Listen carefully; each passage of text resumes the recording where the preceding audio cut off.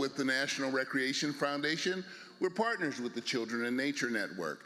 What we're going to do before we do anything is, it's like it's so far in the back, I can't see all those wonderful faces and all these wonderful people. So if we could come and fill in, and is it okay if we give out the prizes to the people on the first 3 tables? Okay, the prizes, if you're on the first 3 tables, you have the best chance of the prize. You don't know what it could be. It could be a trip to Afghanistan. Yes. No, please come. And I love Afghanistan. It's a wonderful place. Come. Okay, so to give you a little bit of the lay of the land, what's going to happen this morning, the theme of this block is supporting the whole child, but then also putting a mirror up to ourselves and supporting the whole us. And I don't know about you, but this past 2.5 years, I felt like I was in a blender. I didn't know what the future was going to look like. I didn't, I'm normally outside of myself. I've been inside of myself, worried, scared, all that good stuff. Think about the 10-year-old. They're living under all of that and more. So we're going to have some great experts that will give us some feedback on their work with young folks. But the best part is at the end, because we're going to put a mirror up and look at ourselves. So that's our commitment to you this morning. Okay, first thing, who knows the name of this organization? Children in Nature Network. Very good. If you were here yesterday, you know how this goes. Okay, I'm going to say children, and then you repeat. Children. Very good. We can work on the timing a little bit. Okay, and nature. Very good. Network. Very good. Okay, and those of you who are at home, and there are several hundred of you at home watching or in your offices, this goes for you too. So we're going to do the same exercise, and when we say children, I want you to first imagine a 10-year-old that's benefiting from your program in some way and your commitment and promise to that 10-year-old. So as a symbol of that 10-year-old, when we say children, I want you to put a child in your hand, okay? Then when we say nature, I want everyone to reach your hands up, practice, reach your hands up. Oh, look at that. So you might be looking up at the stars. In my backyard, I have all these old pecan trees. It's like looking up through them. It's kind of cool. Or it could be just trees. You're a tree yourself, and that's nature, okay? And then network is this. So let's practice this. Now look around your table. That's the first part of your network. Don't leave here and leave those people behind, because every one of them has a little bit of the gumbo that's going to help make your program more successful. And it's kind of nice we're on the same work together. We don't have to be alone. Okay, so let's practice. Children. Okay, look at the baby. Look at the kid. Oh, look at that kid. Oh, nice. Okay. Nature. Nice. Network. All right. So my pledge to you is to give you your best, and I'll get off the stage here in a second, but I need you to all do your best by giving your best attention to our presenters. And here's the other final secret. We don't know. Am I allowed to share this? Okay. Here's the secret. Everyone, put your finger up. Shh. I don't tell most people this, but here's the deal. You are encouraged to steal great ideas, take as many of them back home and try them, call people, bug them, build your network. That's what this is all about. So without further ado, we're going to start with the program, make sure if I have any other key elements. So someone may mention something and it really triggers a thought in you, or you want more information. At the center of your tables are the cards, and at home you can go online and you can put in your questions in the box there. If we have time at the end of each speaker session, we'll surface a few of those questions and get some answers, and that's another opportunity for this knowledge exchange. So without further ado, let us bring up the first presenter. Marie Robinson is from the Katahdin Schools, and Ann Stiers is an independent educational consultant. They're both from Maine. Now, first off, Maine, for crying out loud, the greenest, most beautiful place ever, and they come down here. I'm sorry, we're doing the best we can, okay? Okay, but they're going to talk to us about the importance of relationships. And before they stand, if you were in my session yesterday, you know, we're not going to let them come all the way from Maine and get a lukewarm welcome. They're our sisters. They've come all this way. Let's show them some love. And we have Marie and Ann. Come on up. Hey. Woo! Oh. Yes.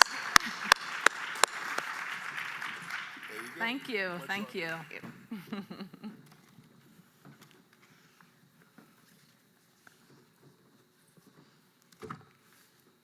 Hi, everyone. How's everyone doing? Can you hear me okay? Great. It's so wonderful to see all of your faces. Yes, we come from Maine. We'll talk more about that in this session, but this is a session all about relationships, and you thought you were at a Children in Nature conference, but really relationships. Really, what is more important in life? Personal, we won't get into that. Professional, and the most important relationship I want to talk about to start is the indigenous people of Maine. The Wabanaki are 4 tribes, recognized tribes in Maine: the Penobscot, the Passamaquoddy, the Maliseet, and the Mi'kmaq. And they have been there for thousands and thousands of years and are still there, present, and will be there in the future because they're remarkable human beings and generous and incredible.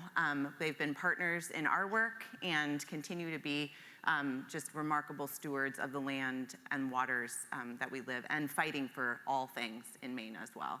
So we're really lucky to have them as well, really guiding our work. So in deep gratitude to them, I would just say that one of the things I used to do at my school is gather up a lot of big love. So if you just stretch your arms way out and give yourself a big hug, because it starts here, and then send it out to them all the way to Maine. And yes, it's thousands of miles away, or 1,000 anyway. Ready? Fantastic. To Marie. Good morning, everyone. It's so great to be here. I just want to start sharing a little bit about myself. My name is Marie Robinson, and I am the superintendent and elementary principal in Northern Maine, Katahdin Schools, also known as RSU 89. We're a small district, a little under 300 students, 2 buildings, and I've been there for about 6 years. Prior to that, I lived and worked the majority of my career in and around the city of Philadelphia. So I made a big change about 6 years ago. In about 2015, towards the end of the year, I started my PhD program. And during that time, I was recognizing personally the amazing benefits that I was feeling by spending more time outdoors. Fast forward towards my dissertation and research, I decided to delve into the topic more deeply. And when I began reading more and more research articles about the benefits, the evidence and research about nature, I realized this needed to come to schools. Fast forward to 2016. I was offered a pre-K to 12 building principal position at Katahdin Schools. I was thrilled at this opportunity. My family and I moved 700 miles in a relatively short period of time, and I started there as building principal on what is now, I call, the outdoor learning journey. Coming to a rural community from one that was very urban, I truly believed that I was going to see many students, teachers, staff, outdoors a majority of the time, learning beyond the classroom.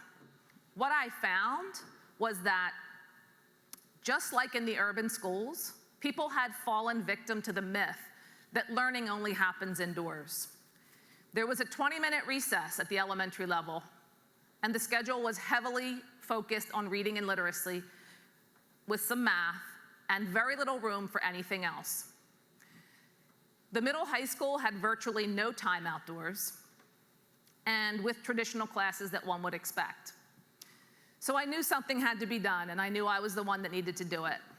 So one of my first conversations was with our high school English teacher. She was new, just like I was, and I knew she was like-minded about outdoors. So I turned to her and said, Kayla, what do you think about taking some of your high school English classes outdoors? She jumped at that. That was the spark, the opportunity she needed, and started nature journaling with her students and many more outdoor lessons that then morphed into developing our high school outdoor education elective that still exists today. Over the years, we've been able to encourage and influence more and more teachers to get outdoors, and most recently, we were awarded a REV grant from the state of Maine to implement our pilot project called Connect, Reach, and Teach All Children Through Outdoor Learning.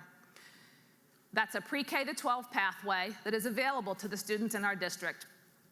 We have been able to revamp our curriculum to develop integrated curricular learning units that are focused on science and outdoors. We've been able to develop over 10 outdoor learning spaces in and around our grounds at the schools. And we've also, and probably most importantly, we've partnered with consultants such as Anne to help us to rethink and change our mindset to recognize that learning happens everywhere at Katahdin schools. Woohoo! You advance.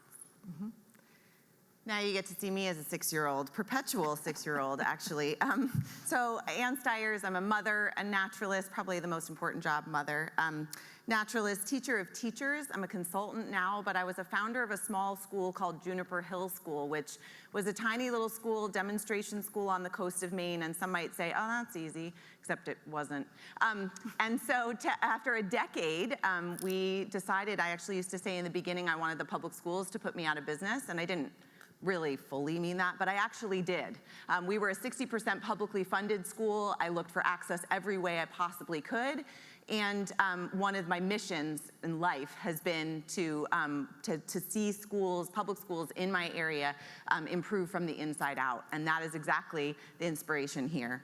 So this little school was a little school with big reach. I don't know if anyone in this room has heard of the little school that could. It's sort of like the little engine that could. And many people have said, well, it's sort of like you know, you're kind of a small person with big arms. So lots of big reach. The most important thing to me and what I've been devoted to and even tattooed it on my arm is to love and to be connected. And to be connected to all of you. And I haven't met most of you, but I can't wait. To be connected to me, networking and being connected to others is rooted in love and care. And children know that best, quite. And so does Mary Oliver, for those of you who might be familiar with the poet. And she asks us really, to whom and to what do we devote our attention? So just think about that for a minute. I bet we have a lot of things in common. To whom or what do we devote our attention? Attention is the beginning of devotion, Mary Oliver says, and pay attention in her instructions for a life, to pay attention, to be astonished, and to tell about it. So we're here to tell about it, kind of the systemic change relationships and how they take root. Ours actually began to take root at a conference, not unlike this one, a lot smaller, called the Inside Outside Conference that Antioch University runs. I'm also a teacher at Antioch University in the nature-based certificate program. So for me, it was just this amazing moment, which Marie's going to describe. So I can still remember, this was fall of 2017, and I got this brochure. Many brochures come across my desk, inviting professionals, teachers, staff, myself to conferences of all sorts. And when I saw this conference brochure, something said to me inside, we must go. And it was that little whisper, that little knowing that sometimes we ignore, but this time I didn't ignore it. And a literacy specialist from our school and another classroom teacher and I made the 5-hour drive to Keene, New Hampshire to this conference. I had done my research and was very inspired by the work that Anne was doing at Juniper Hill. So when I saw her at the conference, I knew I had to introduce myself to her.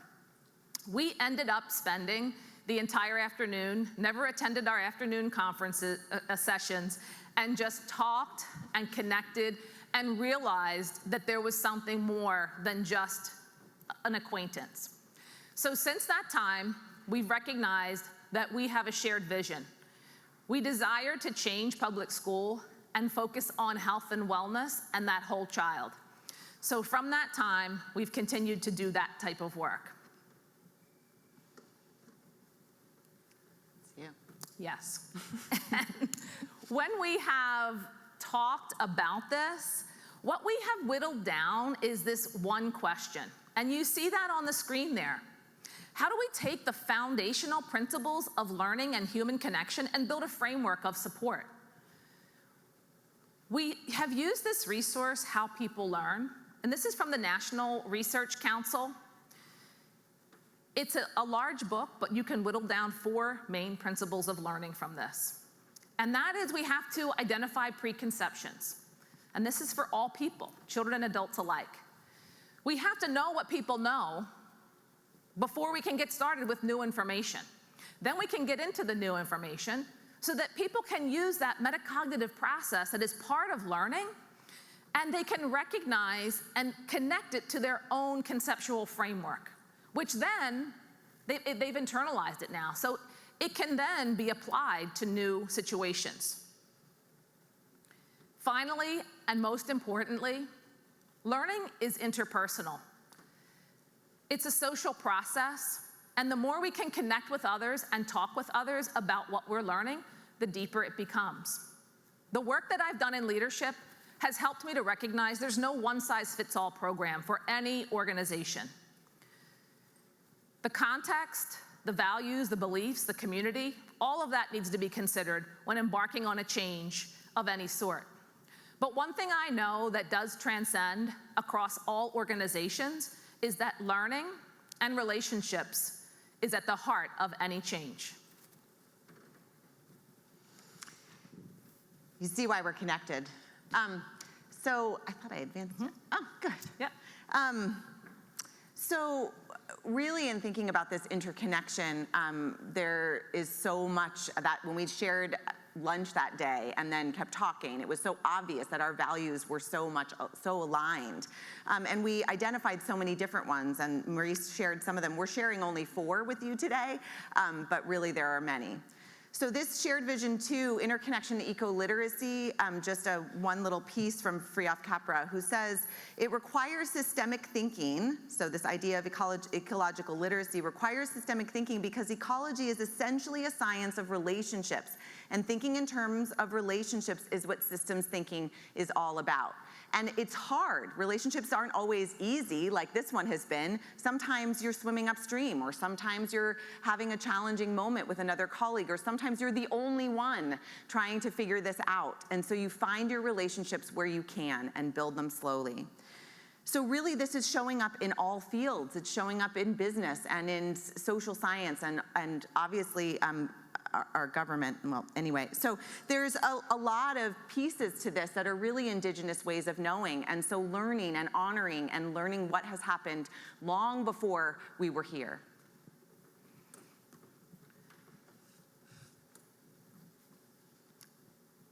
I know, it's not Pressing the button. Oh, there we go. So connected with our relationships, of course, Ann and I have a wonderful relationship, and it's important to build those relationships within your organization. It's also critical, especially in the school setting, and I'm sure in other organizations as well, to have those community partners. And what's on the screen right now are a sampling of some of those community partners. If you had the opportunity or can take a look at our poster, we have a full list of those community partners that have helped us at Katahdin Schools along the way. So in connecting with others, part of it is figuring out how to build systemic change. And we've listened to some wonderful workshops here, and clearly the panel was so remarkable in this way. But we decided that one of the ways to do this was to really think in terms of administrators. So who are the partners in the state of Maine? And I argue with my dear friend Rachel Larimore, some of you may know, who gets to own the back of the hand in terms of the state. She's from Michigan. I'm like, Maine's still the same shape. So Katahdin is kind of right at the back of your knuckle, and I'm located here on the mid-coast, and we have actually engaged administrators from all around the state. So there are a dozen administrators who are part of a pilot administrator professional learning community supported in part by Antioch University. And we've engaged them such that we formed in January of 2021 was our first meeting. So this has been, as you all have been experiencing, a rapid evolution. And so January of 2021, we first met and really thought, how do we do this? So we met every other month because of course there was so much overwhelm. And then we began to really decide what is our group and how will we take shape? And these were people who were just starting and really curious, and others for whom the teachers were saying, we need this, and others for whom the families were saying, we need this. And so now it was time for the administrators to say, okay, how do we do this from the inside out? Mission. So we had, we started to build a recipe, really, and I'm not going to read this to you, but you can take a picture or take a look, and please do build these in your own places and contexts where you are.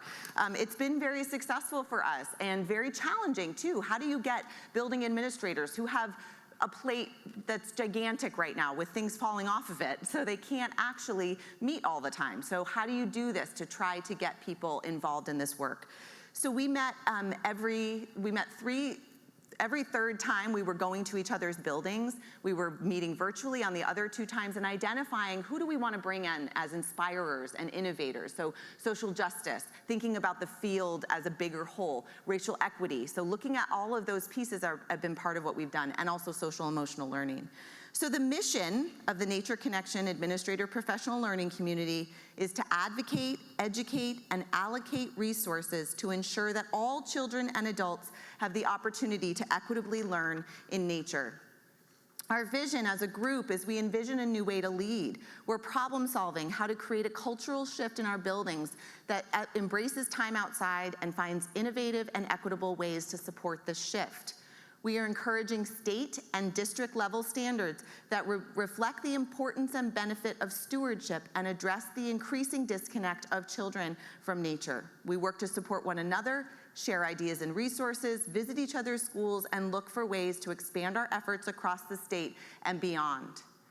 Some values for us are believing in the long-term benefits of doing this and relying on increasing body of evidence showing that children gain socially, emotionally, physically, academically from being outdoors and exploring the natural world. And I would say also the teachers in terms of their social, emotional, and mental health as well.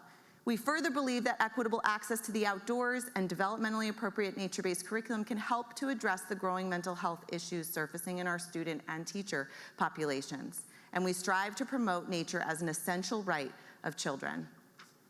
Those are just a few of the values. There's like 8 or 9. I'm not going to read them all. So we've done some work to create a mission statement and a position statement and a paper that will probably be published in the next year or so. So just to recap a little bit, 2016 was the move to Maine. Our outdoor learning journey began. 2017, Marie and I met at the Inside Outside Conference and began this interconnection journey. 2018, I brought teachers to visit Juniper Hill to gain more learning and knowledge around outdoor learning. So Marie came, she brought teachers, and then more teachers came on their own, and so did University of Maine Farmington students. We had students and teachers from all over the country and the world come to Juniper as a demonstration school because of the kind of innovative way that we were doing it, but also because we were publicly funded. So to think about it in terms of how to do this equitably. And 2019 also, we had University of Maine Farmington students come, and one of those students actually ended up working at Katahdin Schools. She's the first grade teacher. Wonderful teacher.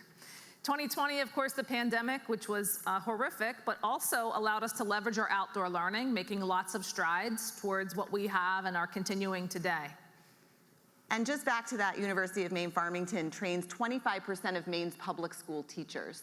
So and most of those teachers, they're the first person in their families to go to college. So it's a really remarkable effort and partnership with University of Maine Farmington as well. Patty Bailey, I'm sure many of you are familiar with. She's a dear friend and colleague and was on our board at Juniper, and so was David Sobel. So 2021, we came, we did many conferences. So from Inside Outside to In Bloom to Natural Start Alliance conferences and such with teachers from Katahdin and specialists such as the literacy specialist. And finally, 2022, our nature-based administrator professional learning community has developed a position statement that is soon to be published and hopefully shared nationwide. Or worldwide. Or worldwide, right? It's where we are. It's where we are. We're looking forward to what's next, really. We hope all of you then will do the administrator work as well. So I hope that you can take some time. We certainly wanted to share this story as an inspiration, but we also want you to take something back to your own organization and to think. So think about this for a minute. What does this story mean for you in your context? What can you take? What little snippet? What little idea? And take back and share with others so that you can either start something or continue what's already happening in your context. I would also just add that the Department of Education, as you're thinking, I want you to also think about your departments of education. They've been instrumental in this work as well in Maine. They were awarded a $17 million grant from the U.S. Department of Education to do reimagining education and really think about how could this happen differently in the state of Maine. 4 of the schools, so there are 8 administrators, and 4 of the schools that are part of the dozen administrators in that professional learning community were awarded $250,000 grants to do outdoor learning initiatives from that pool.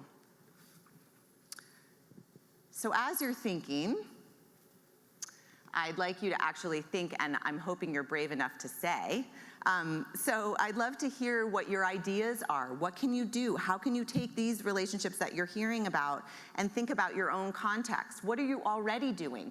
Can you share a few sentences with all of us about what you're doing? Who's brave enough to do such a thing? And maybe you'd have to sort of yell out, probably. Is anybody willing?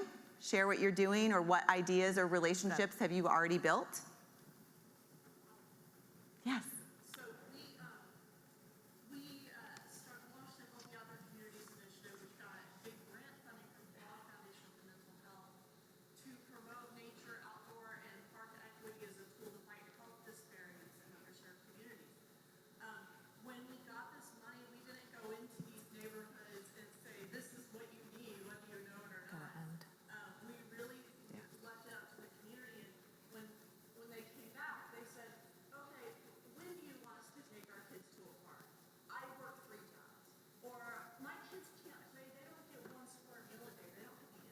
That's fabulous. That is so fabulous, and I can't wait to talk more with you, but I want to make sure that the stage gets shared with other people, so that is a wonderful example. And there are, I'm sure, countless of other examples out there. So we're going to leave with some parting words.